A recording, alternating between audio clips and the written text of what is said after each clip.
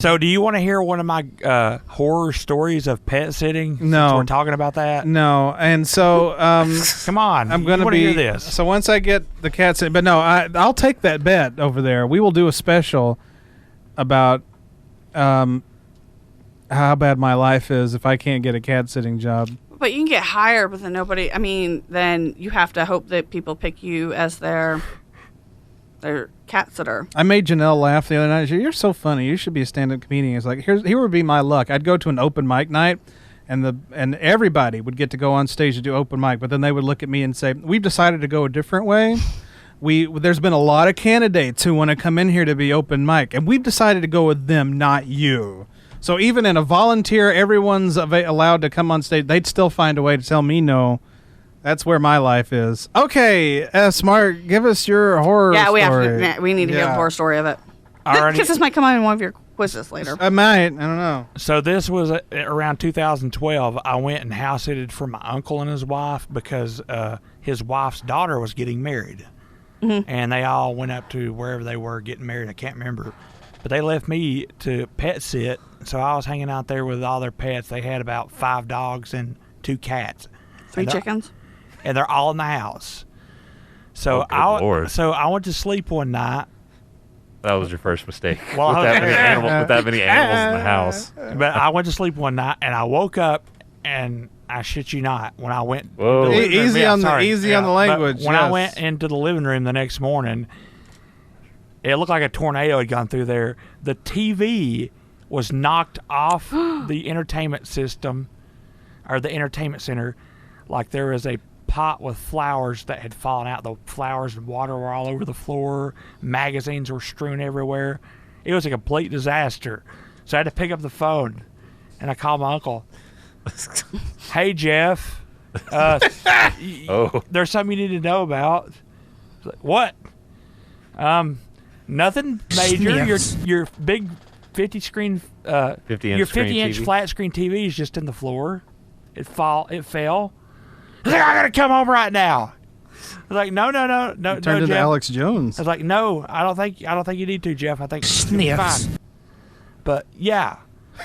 So what do they normally do with the pets to prevent this? Yeah. What did you do wrong? Yeah. How'd you screw up? They lock them. Do they put them outside for the night or what? I guess the dogs just got excited because they liked me so much. I don't know. And they chased the cat.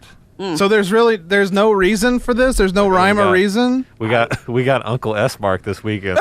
Let's tear it up. Uncle Buck, except it's Uncle S.Mark. I don't understand. Like maybe there was something in the crate. Like that's not your fault. Yeah, that's not your fault. The nice thing is I don't have to stay at these people's houses. I just come in. It's like when it comes to cats. It's like people that work every day, but their cats need like a pill that they have to take at a certain time. You come in, give them the pill, you walk away. And then there's dogs who just need to be walked and stuff like that. So, I mean, if they're willing to pay, I'll sleep wherever they want. But do you get interviewed by these people? No, this is just strictly you take the quiz, you sign up, and then they do the background checks. They check your references, and then it's like, okay, as long as nothing. It's just like, I don't know, Hot Toddy. I don't know if you're cat sitter material. Yeah, well, that's the thing. As long as it doesn't come back like your side pieces, your coworkers, they're not your side pieces. When you get the copy and paste email that says, "We wish you the best in all your future endeavors." Yeah. Oh, now go somewhere else. That's At least some people send it. I hate when they don't even bother sending. Oh no, that's the worst. That pisses me off the most when you don't even have the gall to send something to say, "Hey, we decided to go the other way." Yeah, say you suck. Sorry. And they all say we're gonna contact you either way, but they never do. They never do. No.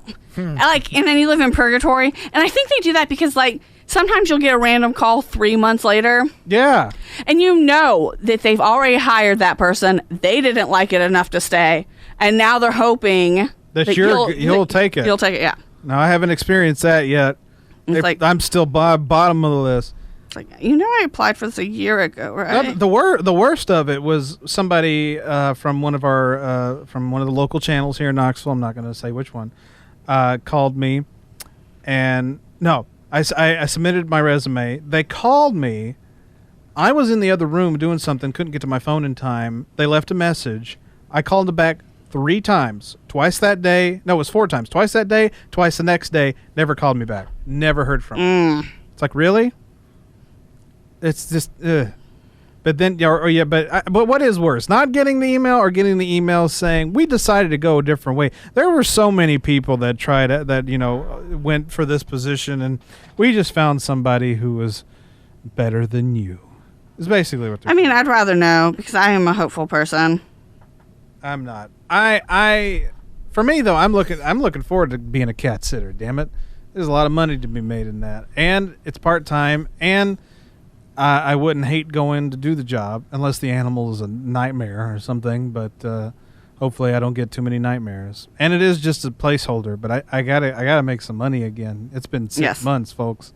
We're closing in on 7 months. 10 years. I don't care what Pork says. 10 years since I got my degree. And I'm working on being a cat sitter. And then the boomers have the unlitigated gall to ask, why aren't you guys on our level when it comes to living the life? Well, we don't have those opportunities. Well, by the time I was your age, I owned a house and I was married. Good. And I could go on bought it with vacation $1. to Florida Yeah. twice a year. I bought this house with $1, damn it. I'm pretty awesome. Well, Grandma, Mama, I paid and my Papa. I paid my student debt, and you should too. Yeah. My student debt was, you know how much I had to pay? I had to pay $300. For my entire education. And that was a lot of money I had to pay back. But I did it, and you can do it too. And I did it washing dishes part-time on the weekends. On the weekends for 2 hours.